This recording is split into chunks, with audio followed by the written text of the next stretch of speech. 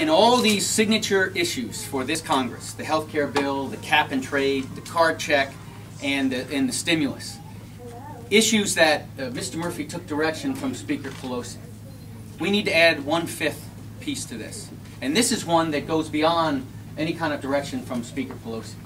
It has to do with his own decision on how much money he was going to spend promoting himself and his campaign. The issue we're talking about here are the mailers and the robocalls that Mr. Murphy has visited upon the district with our money, with our taxpayer money.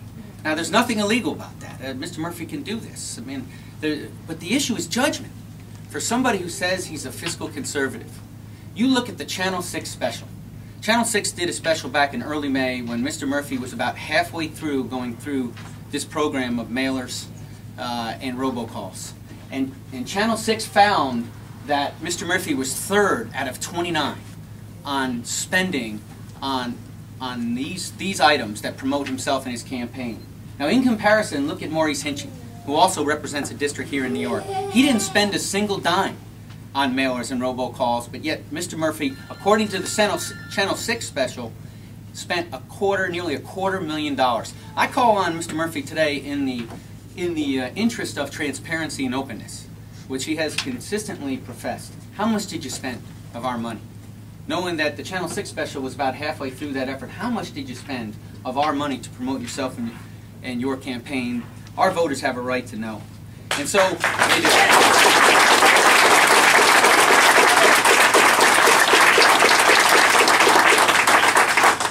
And I think it's important because we have to hold our representative accountable for his actions. He says he's a fiscal conservative, but time and time again, his actions don't reflect what he says. And the last piece on this is that for the first time since 1974, we have no budget. Now you think about it. I could go around the room here. Every family has a budget. You have to plan how much you're going to make and how much you're going to spend. This is the first time since 1974 we do not have a budget.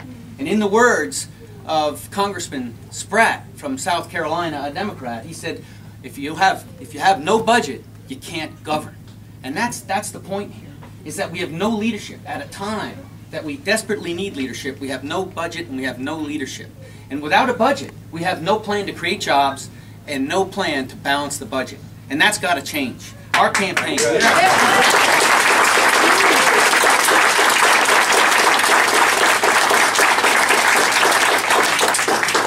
Our campaign, we are building a coalition, a broad coalition that includes Republicans, conservatives, independents, Tea Party movement followers, and Democrats looking for a better way. We're forming a coalition, and that coalition is aimed at restoring our republic. And it's aimed at those 3 broad goals that I outlined just moments ago. And we welcome all of those like-minded souls who recognize the fact that we need a new direction. We welcome them to our campaign. And you know, today, I'm calling on Scott Murphy. I'm calling on him to appear with me in joint town hall debate style throughout the 10 counties in this district.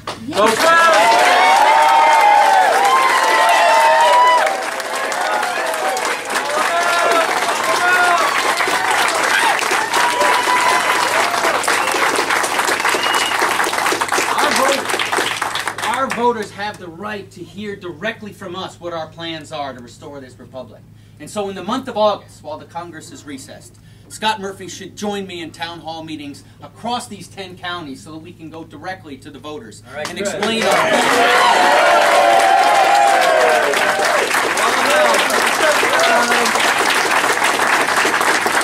Start with half moon first. He's a flip-flop. Half moon first. Ladies and gentlemen, thank you very much for being with us. And now I'll take questions. Thank you very much. Please. You talk a lot about fiscal conservatism, but under the previous presidential administration, the budget ballooned, and those were the same people that will be your colleagues in Congress. How do you balance that? Well, first of all, let me say that I think it's fair to say that both parties have got us into this mess. And what's needed now is leadership. When those poor decisions were taken, I'll let you know that I was being shot at over in Iraq. So what I'm prepared to do is bring leadership to the Congress.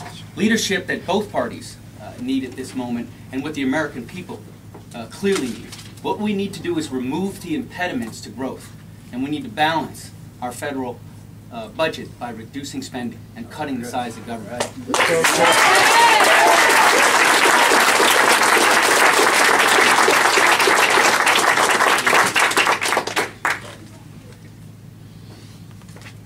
Any other questions?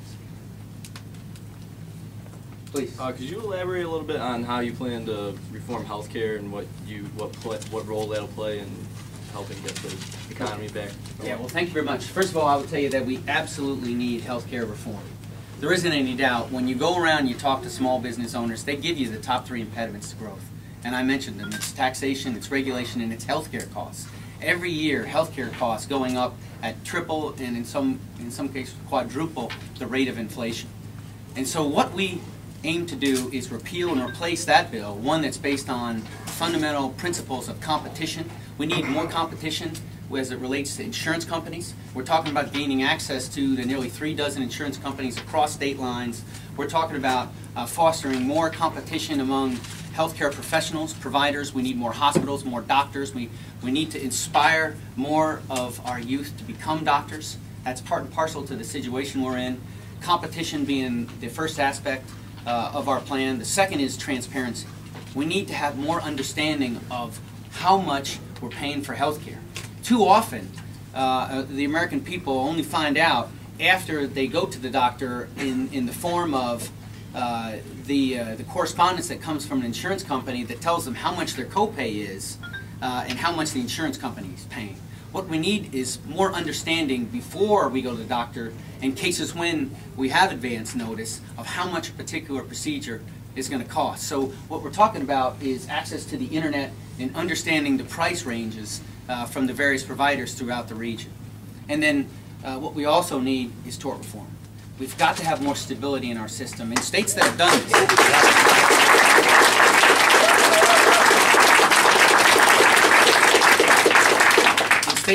this, like Texas, we have driven down the cost of health care, and in fact, that state is actually one of the few in the union that's enjoying an increase in doctors because of the common sense principles that are being applied. So this is what we want to do in the bill that replaces the one that we just passed. Thanks for that question. Does that respond to your question? Yes, it does. Thanks very much. Yes.